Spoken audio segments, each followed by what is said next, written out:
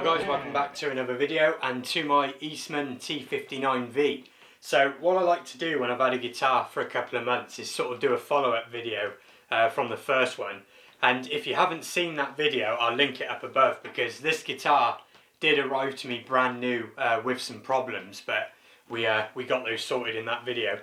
But yeah, just what it's been like to live with and sort of what I've learnt about it. And if you follow this channel for a little while, you'll know that, you know, the 100 and something guitars that I've done on this channel have vastly been used guitars, and therefore my experience with brand new guitars is actually very, very little.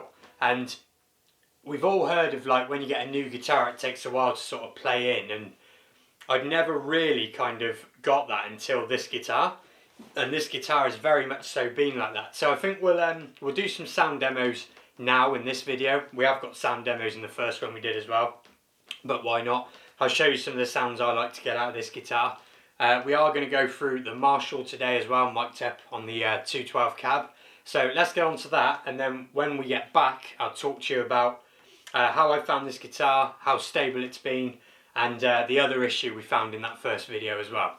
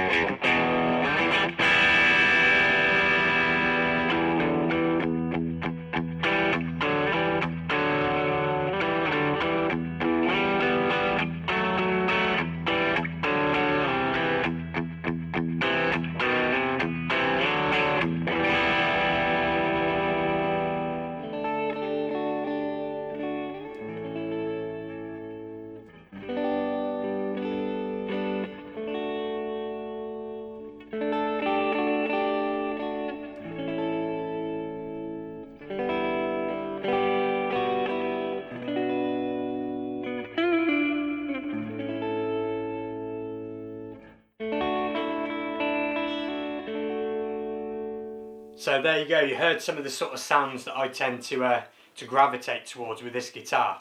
And in the first video, one of the sort of, I think a couple of people said that the thing with these non-potted pickups, when you're playing next to a loud amp with some gain, being a semi-hollow as well, are you going to have kind of really bad feedback and out of control microphonics and stuff like that happening? So I kind of tested that in the sound examples just now. And despite these being unpotted pickups and semi-hollow, the only feedback that I knew was creeping in was the sort of rock and roll feedback, if you like, that you can control. The feedback that you want in a guitar like this, in a tone like that. There was no point where it was getting sort of too much or out of control kind of thing. So I think that this guitar live, in, you know, next to your amps with your gain staging and all that, I don't think this would be a problem at all. I think it'd be absolutely fine. So hopefully that answers those questions. But in terms of sort of other issues and teething problems and stuff, I said before we went on to the sound demos that I'm not vastly experienced with brand new guitars.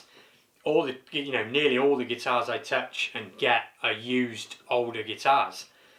And as such, this guitar did have a few weeks of like, it just wouldn't be that stable. I had to adjust the truss rod I think 3 times in the first few weeks, and with that came intonation adjustments, action adjustments, and it was sort of getting on my nerves a little bit, because with my other guitars, my other Eastman and my Strats and stuff like that, I don't ever have to fiddle with those. Once they're set, maybe they need a tweak, like if we have extreme weather, to another once a year or something, but I'm never messing around with them. They're just good to go. Other than restringing, you know, they're just good to go all the time. But this thing, for the first few weeks, it just kept moving and it just would not behave itself.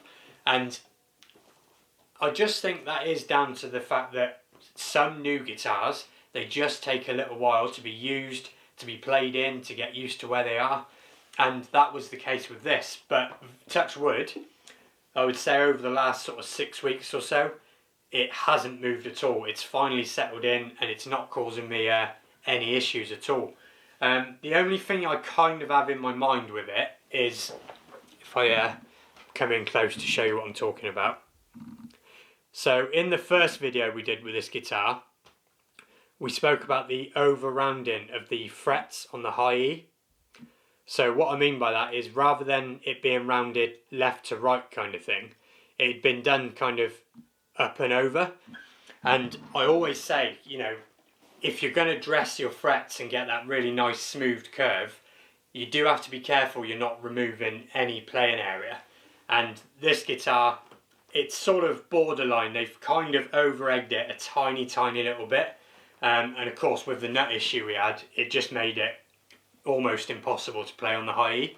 So that was in the back of my mind going forward after the first video for a little while. But thankfully, when I pick this guitar up now, it's no longer in my mind. I can come off my other Eastman or my Strats and I can just play this thing and not worry about it. And for the sounds that I want out of a 335, those Oasis, Foo Fighters, rock and roll type things, or that somewhere in between a Strat and Les Paul bluesy thing where you're just jamming along to a chord progression or something, this guitar, it just does it. And whatever I plug into, whether it's the software, whether it's the amp, it's got every tone in it that I want, and I've just been really enjoying it for that reason. And you know, I just think it follows my other Eastman videos really, in that they're just great. And the thing is, this guitar is probably, in terms of problems, the only Eastman I've ever played, whether it's my others, my friends, or ones I've played in shops. It's been the only one that ever had a problem. And ironically, it would have to be mine, but there we go. But it's still better than the vast majority of other guitars that I play. And that just says so much, I think, about these guitars. So overall, you know, how am I getting on with it longer term? Still brilliant. It lives up to everything that I wanted it to do.